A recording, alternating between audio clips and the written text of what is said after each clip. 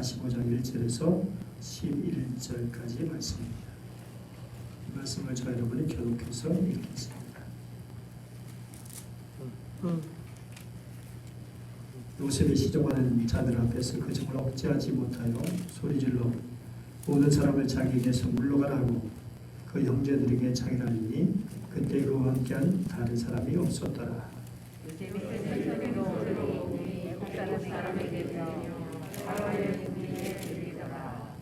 요셉이 그 형들에게 이르되 나는 요셉이라 내 아버지께서 아직 살아계시니까 그들이 그 앞에서 놀라서 대답하지 못하더라.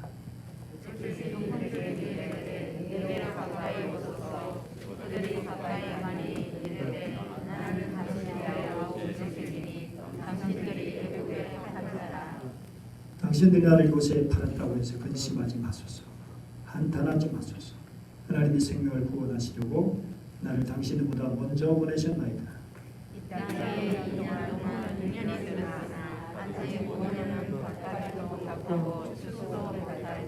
하나님이 큰 구원으로 당신들의 생명을 보존하고 당신들의 후손을 세상에 두시려고 나를 당신들보다 먼저 보내셨나니 당신들이 아니요 하나님이시라. 하나님이 나를 너희에게 아버지로 삼으시고 그 온 집에 주로 삼으시며 그 온 땅에 지자로 삼으시나이다. 당신들은 속히 아버지께로 올라가서 따르기를 아버지 아들 요셉의 말이 하나님 나를 이곳 전국에 주로 세우셨으니 지체 말고 내게로 내려오사. 아버지의 아들들과 아버지의 손자들과 아버지의 양과 소와 모든 소유가 옷을 땅에 머물며 나와 가깝게 가소서. 흉년이 아직 5해가 있으니 내가 거기서 아버지를 동양하리다. 아버지와 아버지의 가족과 아버지께 속한 모든 사람에게 부족함이 없도록 하겠나이다 하더라고 전하소서. 아멘. 예, 오늘 이제 오셔서 말씀을 전하실 이면수 목사님, 우리 인터넷 검색을 통해서도 잘 알 수 있는 목사님이십니다. 저희 이제 목사님 말씀을 통해서 다 알 수 있을 것 같고요. 네, 어제 지난 주간에 캐나다에서 미국에서 어제 새벽에 우리 공항에 도착하셔서 오늘 이렇게 오시게 되었습니다. 이제 우리 목사님 나오실 때 할렐루야 하나님께 문드리면서 기쁨으로 맞이했습니다.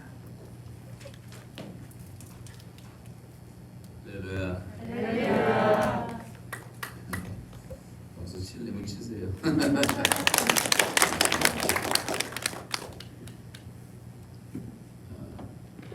장로님이 기도를 잘해주셔서 감사하고 또 제 이름을 임현수 목사라고 불러서 감사합니다. 많은 교회 가면 저를 이면수 목사라고 해갖고 생선하시죠? 이면수 생각이 나도록 만드는데 박승원 목사님 군대 생활 같이 한 전우인데 이렇게 교회 와서 말씀 나누게 돼서 너무나 기쁘고 감사합니다. 오늘 제가 좀 실수해가지고 그 5집회 여기 서울로 착각을 해가지고 그 한 교회를 오늘 뭐가 좀 겹쳐서요 미국 갔다 오는 바람에 그래서 시간이 촉박해서 예배 시간은 큰 지장이 없겠지만 저는 급히 좀 떠나야 되는 걸 양해해 주시기를 바랍니다. 제가 한 3시간 동안 설교해야 될 내용을 1시간 내로 정리해서 말씀 나누도록 하겠습니다. 오늘 읽은 본문은 잘 아시는 그 말에 찔림을 받고 그냥 공동에 던져버렸는데 그 물이 없어서 살아났어요. 그리고 마침 지나가는 애굽의 상인들에게 팔려서 노예 생활을 하게 됩니다. 그래서 17살 때 끌려가서 30살까지 죽도록 고생하죠. 노예도 살았지만 누명을 쓰고 감옥에 들어가고 억울하게 청소년 시절을 다 아주 버렸죠. 그러다가 이제 나이 시간이 지나서 나이 30이 되었을 때 하나님의 은혜로 애굽의 국무총리가 되어서 하나님이 수직 상승을 시키십니다. 그때 바로 가나안의 가뭄이 찾아와서 야곱이라는 그 아버지가 이게 굶어 죽을 수 없으니까 그 형들한테 너희들이 가서 애굽에는 양식이 있다고 하니까 양식 좀 사갖고 와라. 그래서 이제 형들이 양식 구하러 애굽에 왔을 때 요셉은 가장 높은 사람이었고 요셉은 그 형들이 앉아 있는 것을 다 보게 되죠. 형들은 전혀 몰랐지만 오늘 본문은 시작하기를 요셉이 그 정을 억제하지 못하여 형들 앞에 내려가서 방성대곡하니 바로의 궁중에까지 들리게 되었더라. 그리고 형들은 이제 깜짝 놀랍니다. 자기들이 죽으려고 했던 동생이 그렇게 높은 사람이 되어 있는 걸 보고 얼마나 충격과 두려움을 느꼈겠어요. 그때 요셉이 하는 말이 형님들 근심하지 마소서 한탄하지 마소서 하나님이 우리 가정을 살리시려고 나를 형님들보다 먼저 이곳에 보낸 것뿐입니다. 그러므로 나를 이리로 보내신 이는 형님들이 아니요 하나님이십니다. 그러면서 빨리 가서 아버지와 아버지 아들들과 소와 양과 모든 것들을 다 데리고 와서 나와 가까운 고센 땅에 있게 하십시오. 내가 그들을 봉양하겠습니다. 흉년은 2년밖에 안 지났고 앞으로 5년 남았습니다. 그 얘기를 하는 게 오늘 본문의 내용 아닙니까? 이 말씀 통해서 우리는 이렇게 원수처럼 떨어져 있던 그 한 형제와 한 가족이 화해하는 과정을 통해서 우리 민족 5천만이지만 사실은 반만 년 동안 한반도라는 땅에서 같이 살았던 형제들이기 때문에 지금 71년 동안의 이 남북 분단이 우리 민족을 그렇게 다 떨어뜨려 놓을 수는 없는 거죠. 그래서 우리가 어떻게 하면 우리가 요셉처럼 이렇게 화해하고 용서할 수가 있을까? 그 원리를 제목만 여러분 마음속에 받으시고 기도하시기를 바라는 것은 첫째는 이 요셉이라는 사람이 가지고 있었던 가슴에 있었던 그런 혈육의식 또는 골육의식 또는 형제의식이 화해를 가능하게 만들었다고 하는 겁니다. 북한을 보고 여러분 빨갱이다, 공산당, 오랑캐, 철천지 원수 뭐 서로 욕을 하고 지내는데 그렇게 해서 화해가 안 돼요. 앞으로 복음 통일은 굉장히 중요한 우리 민족의 과제일 뿐만 아니라 전 세계의 유일한 분단 국가로서 모든 세상이 우리나라를 지금 바라보고 있기 때문에 이것은 엄청난 하나님의 일이 이제 일어나실 텐데 그때를 위해서 우리가 먼저 가져야 될 마음의 자세는 그들은 다 우리의 형제들이다. 북한에 태어난 사람들은요 지난 71년 동안 태어난 죄밖에 없어요. 거기 태어나니까 북한에 사는 것뿐이에요. 북한을 다스리는 정권, 악한 정권은 한 2,000명밖에 안 되는 이 악의 종자들은 다 쓸어버려야 되고 하나님이 심판하셔야 돼요. 회개하면 더 좋지만 그러나 거의 대다수의 북한 주민들은 우리 형제라는 것을 꼭 기억하시기를 바랍니다. 그래서 기도하실 때 우리 북에 있는 형제들을 불쌍히 여겨달라고 기도를 하셔야 됩니다. 그게 요셉의 마음이라고 하는 것입니다. 그게 아브라함의 마음이에요. 롯이라는 조과가 그렇게 속색했는데도 불구하고 그때 아브라함이 너와 나는 골육이라 한번 따라서 해보세요. 너와 나는 골육이라 내가 좌하면 내가 우하고 내가 우하면 내가 좌하리 이러면서 양보하면서 삼촌이 저기 포로로 잡혀간 것도 끌어오고 소돔과 고모라에서 멸망해서 죽게 된 것도 살려내고 기도로 그 모든 과정을 통해서 아브라함과 롯이 그 가정이 서로 망가지지 않고 끝까지 관계를 유지했던 이유는 바로 이런 골육의식 하나 때문이었어요. 야곱과 라반도 사기꾼들이지만 그 나중에는 야곱이 도망갈 때 라반이 군대 끌고 와서 죽이려고 했지만 죽이지 않고 축복하고 화해하고 떠났던 이유는 라반의 마음속에 남아있었던 골육의식 때문에 너와 나는 골육이라 우리가 서로 싸우지 말자. 여러분 우리가 형제라는 의식만 회복을 해도 이 남북의 분단을 극복하는 계기가 될 수가 있습니다. 그래서 그들이 우리 형제라는 것을 꼭 알고 그렇게 기도하시길 바라고 두 번째는 하나님의 안목에서 역사를 보는 눈을 가지자는 거예요. 요셉이 지금 말합니다. 형님들 그때 왜 나를 이렇게 팔아먹고 나를 이렇게 고통스럽게 만들었냐 막 저주하고 그게 아니라 하나님이 나를 당신들보다 먼저 보낸 것뿐입니다. 형님들 잘못 아닙니다. 이런 식으로 얘기를 하잖아요. 저도 좀 여러분 앞에 죄송한 말씀이지만 저는 북한에서 많이 당하고 많은 고통도 당하고 노동으로 몸 다 망가지고 수없는 고생을 했지만 그 얘기할 시간은 없고 결론은 저는 북한 사람들 미워하는 사람이 단 한 사람도 없는 마음을 하나님이 주셨어요. 이것은 하나님께서 제가 북한을 18년 동안 150번 다니면서 도왔지만 그 다음에 김일성 동상 무너져야 된다는 설교 하나 때문에 나를 잡아서 사형 선고를 내리고 종신형을 내린 것은 그 악의 집단들이 한 일이지 북한 백성들이 한 일이 아니기 때문에 심지어 나를 괴롭히고 고통을 줬던 간수들까지도 저는 하나도 미워하지 않아요. 왜냐하면 내가 그 땅에서 태어났으면 나도 그렇게 할 수밖에 없었기 때문에. 그래서 서로 알지 못하고 짓는 죄니까 불쌍히 여길 수밖에 없는 것입니다. 그런 의미에서 우리가 하나님의 크신 안목에서 보면 여러분 지금 우리가 뭐 미국 때문에 중국 때문에 그 한국이 갈라져 있고 중국에 붙는 사람이 있고 미국에 붙는 사람도 있는데 그렇게 살면 안 되는 거예요. 우리는 언제나 하나님 바라보고 오직 주만 바라보나이다라고 하는 하나님 민족이 되어야 될 줄로 믿습니다. 그래서 하나님만 의지하면 통일은 저절로 될 거고 또 남북 화해도 쉽게 될 줄로 믿습니다.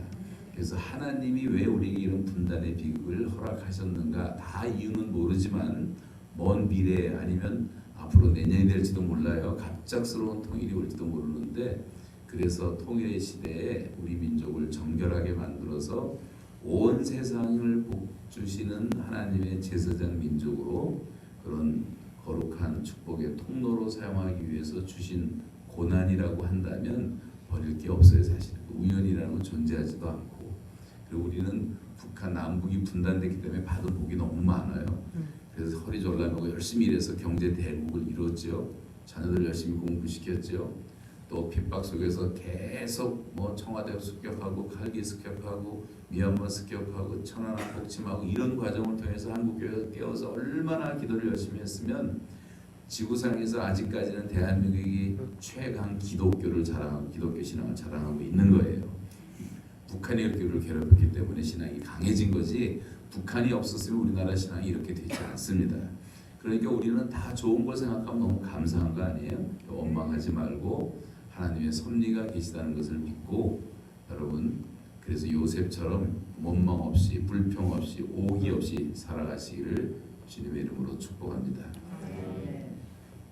세 번째는 이제 섬김의 태도를 갖자는 거예요. 요셉이 보여주는 것은 그런 하나님의 안목에서 역사를 보니까 원망할 것이 없었고 또 자기를 하나님께 높여놓으셨으니까.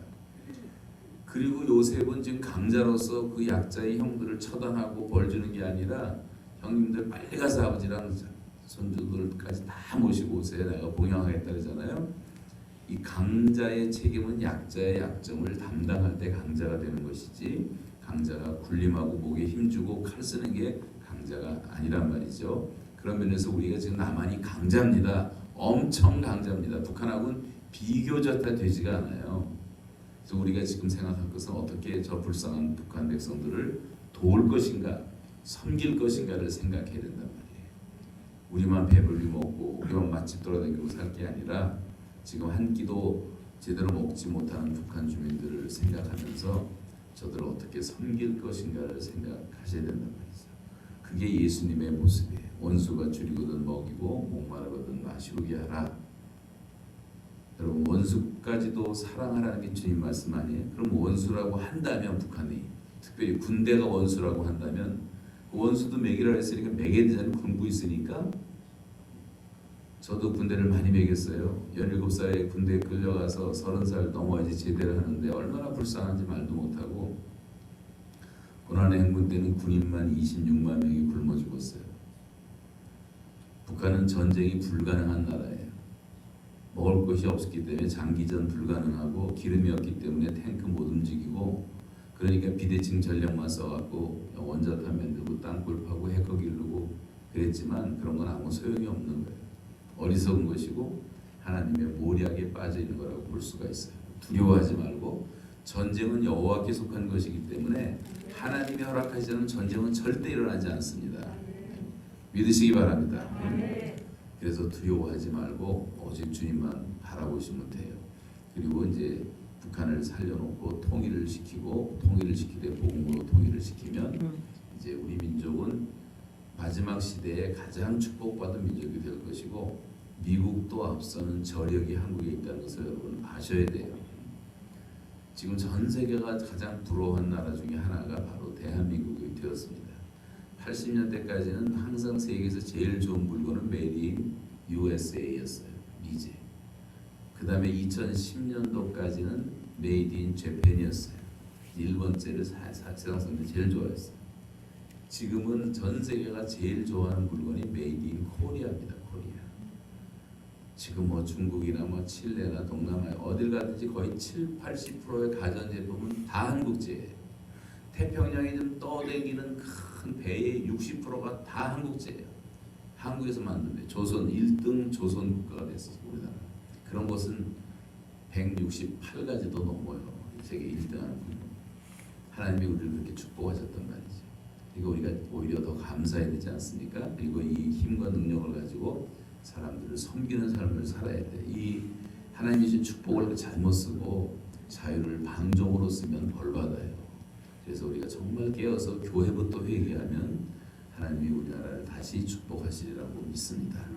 근데 그 많은 돈 갖고 수없이 여행하며 못된 짓 다 하고 동남아시아, 뭐 필리핀, 중국, 베트남 다니면서 치코노, 피코노, 따이라한 한국 남자들이 건드려서 여자 건드려갖고 애 낳은 애들이 수십만 명이 되고 있어요. 지금 아버지 얼굴도 모르는 아빠 따라서 찾으러 한국 오는 얼람애들이 얼마나 많은지 모르고요. 이 얼마나 큰 죄입니까? 여자들은 1년에 45만 명씩 낙태를 해서 저출산이라고 하죠. 저출산이라 애들 그냥 배에서 다 죽여버려요. 한국 여자들이 45만 명. 이 무서운 죄악들을 다 회개하고 교회가 깨어서 하나님께 돌아오면 세상은 변하게 돼 있습니다. 중요한 것은 교회예요. 교회만 정신 차리면 우리 민족은 살아나는 겁니다. 다시 말하면 여러분 한 분 한 분 크리스찬들이 바뀌지 않으면 안 된단 말이에요.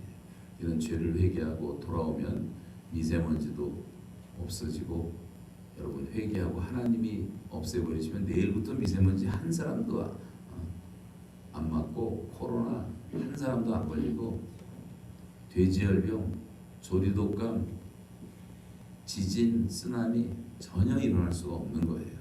이것은 재앙은 하나님이 우리에게 큰 목소리로 책망하시는 것이기 때문에 지금은 회개할 시간이란 말이죠. 정말 회개하면 하나님이 다시 우리의 죄를 사하고 우리의 땅을 고치시는 그런 은총의 날이 올 줄로 믿습니다. 희망을 갖고 하나님 앞에 매달려서 우리가 함께 기도했으면 좋겠습니다. 북한이 어떤 고난을 지금 받고 있는가? 북한은 저주예요, 저주. 한마디로 말하면 그 땅은 저주를 받았어요. 사람도 저주받고 땅도 저주받고 짐승도 저주받고 가축들도 저주받고 제가 고난행군 때 저 이상한 개가 돌아다니면서 가까이 가서 봤더니요. 개가 아니라 돼지인데 돼지가 얼마나 많았으면 개처럼 뛰어돌아다니더라고요. 새들을 볼 수가 없었어요. 이삭이 떨어지면 이삭을 사람들이 수백 명이 주워서 다 줍기 때문에 새들이 먹을 게 없어요. 이게 농담이 아니라 현실 사실이었고 지금도 너무 비참해요. 저 김일성 동상 지금 뭐 43,000개가 세워졌다고 하는데 저거 다 무너지지 않으면 저주가 풀리질 않습니다.